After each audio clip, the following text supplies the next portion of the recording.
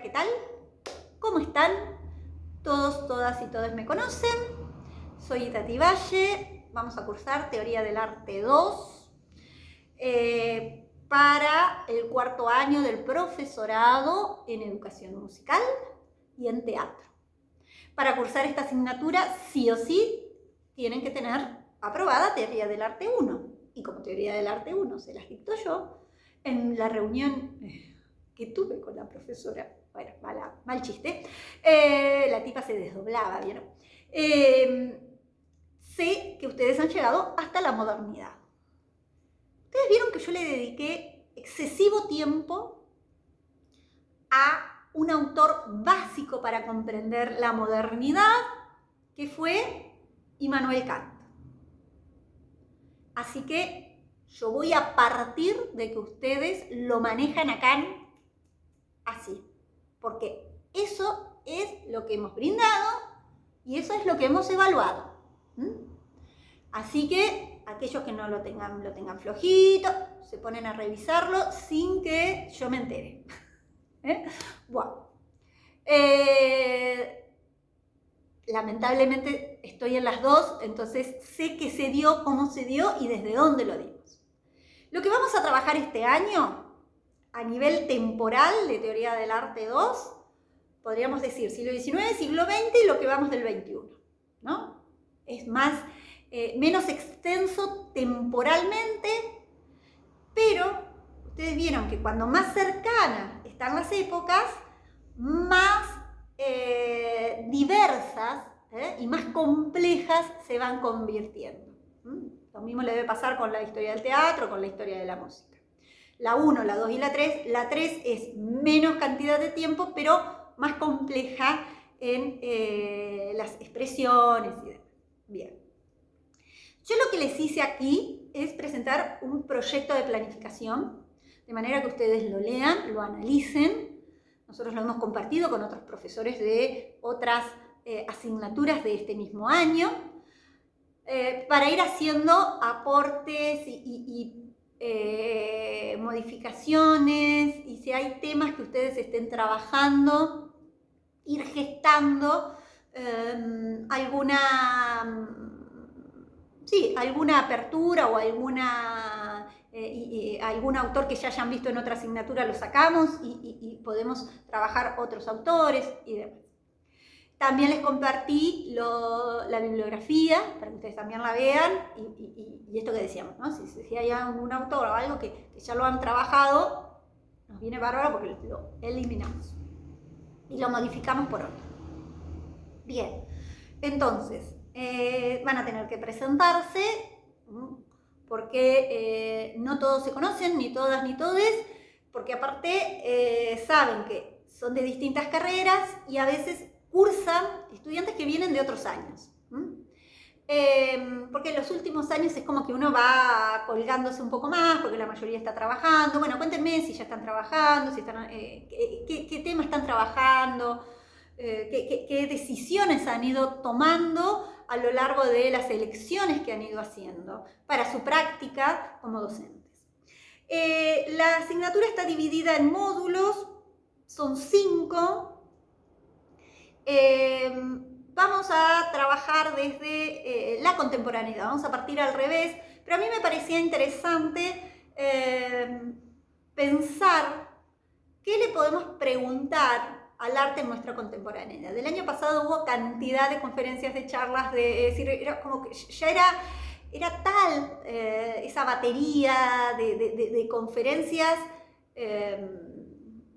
Personalmente creo que muy poquitas tomé, porque la verdad no había tiempo, y en un momento como que hubo un eje común que era parte de esto. Yo decía el año pasado que si algo nos enseñó la pandemia era la igualdad, porque ninguna era experto en pandemia. Y el que se arrogaba o se ponía en ese rol era como poco creíble, ¿no?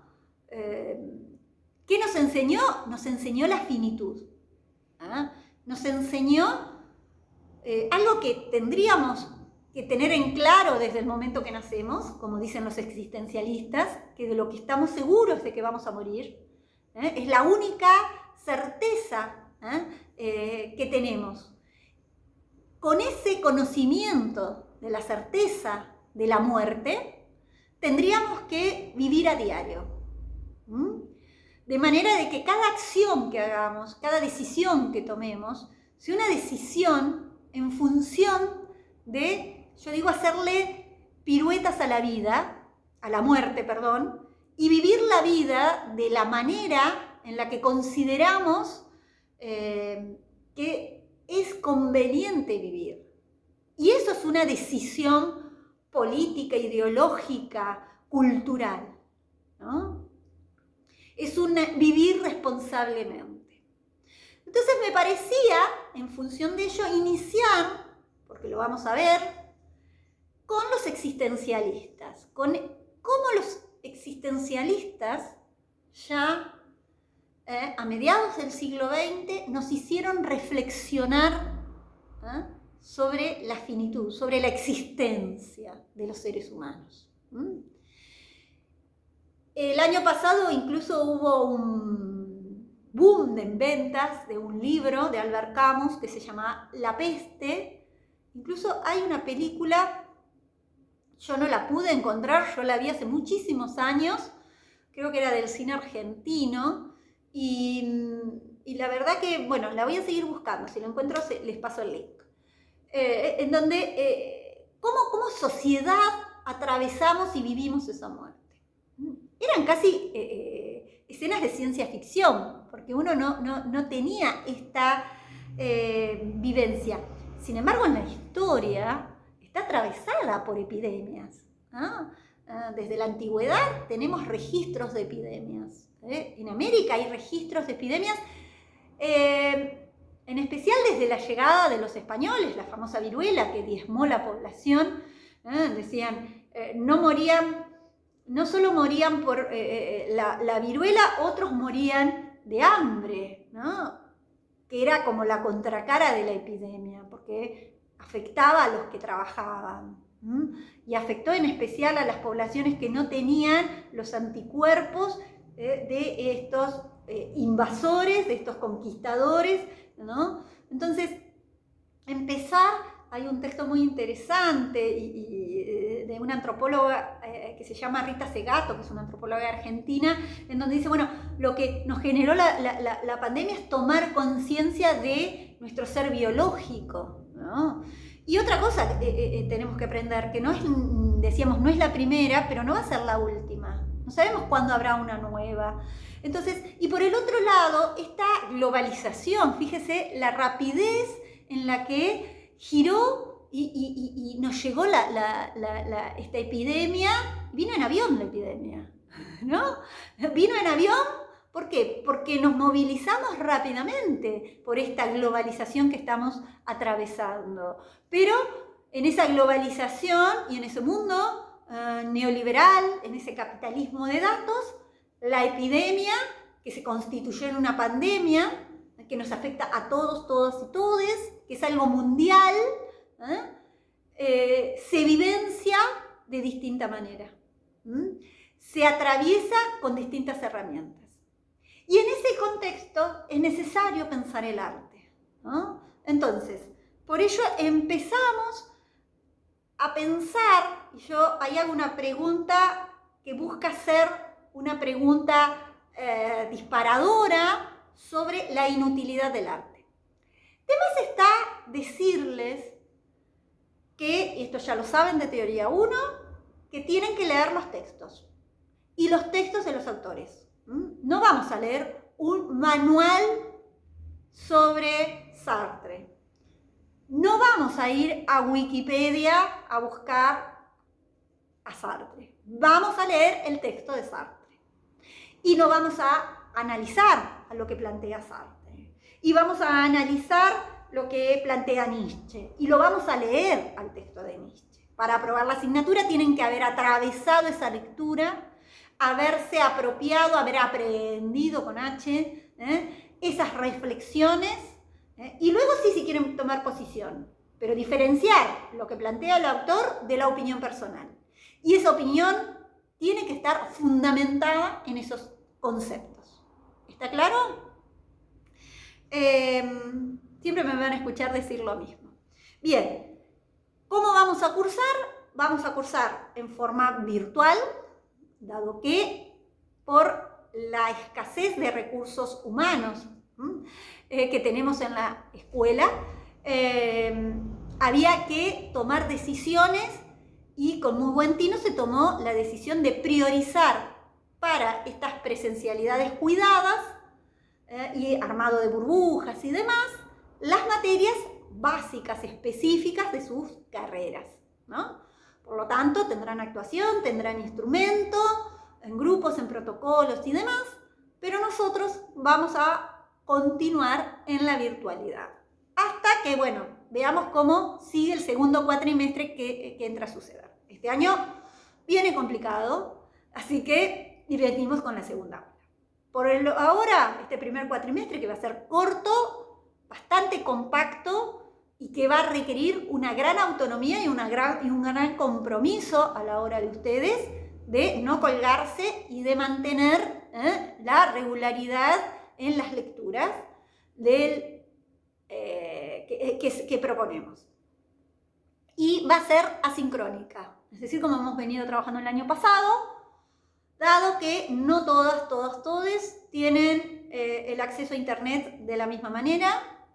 Hay muchos que ingresan a Internet pagando datos y sabemos que eso vale una fortuna. Entonces, teniendo en cuenta estas desigualdades y teniendo en cuenta también las desigualdades de, a veces no todos están con la misma velocidad de Internet. Sabemos que hay horas, por ejemplo, a mí en mi casa hay horas en que Internet está lentísima, se cuelga, se corta, ¿no? Que uno se acuerda de todos los familiares de la empresa de Internet. Entonces, dada toda esta situación de mediatización, pensamos en la asincronía. Y también, obviamente, en la misma situación en la que implica qué dispositivos contamos cada uno. No es lo mismo si nos hubiera agarrado en el 2015 la pandemia a que nos agarre ahora, ¿no? Digo en el 2015 porque hasta el 2015 teníamos el programa Conectar Igualdad, que cada estudiante disponía de una netbook y bueno, y eso de alguna manera nos vinculaba en una posesión tecnológica. Bien, bueno, no hablo más. Lean por favor la planificación, tratemos de presentarnos. Vamos a ir haciendo algunos trabajitos. Por ahora empezamos el uso del tablón. Recuerden que el tablón y el trabajo en el tablón es obligatorio, tan obligatorio como el trabajo de los trabajos prácticos. Y también es obligatorio el trabajo del tablón no solo para que respondan a mí, sino para que interactúen con lo que dicen los compañeros en los posteos anteriores. De manera de que podamos circular la palabra. Recuerden que tienen que ingresar con nombre y apellido. Aquellos que no ingresan con nombre y apellido, y eso me cansé el año pasado de decirlos, no pueden registrar que han cursado la asignatura, ¿no? Esta es nuestra cursada, ¿verdad? Entonces, ustedes no mandarían a alguien, ni se pondrían una máscara para ir a cursar. Ustedes van en la cursada, entonces aquí también necesitamos saber quién es la otra persona que está en ese posteo, ¿no? Nombre y apellido, y ahí vamos registrando sus posteos. Cosas muy básicas, pero que no está de más reiterarlas. Cuando tengamos las disposiciones, ¿qué sucede si seguimos con la 4043 vigente o si hay una nueva disposición dada esta situación sanitaria? vamos a ir terminando de definir la acreditación. Igualmente, por las dudas, si eso no sucede, vamos a hacer un contrato pedagógico, pero por las dudas, estos 15 días vamos a dar un changüí de tiempo para ver si tenemos alguna novedad. Nos estamos viendo. Espero vuestras presentaciones y adelante, que es una de las asignaturas más interesantes por la contemporaneidad que implica.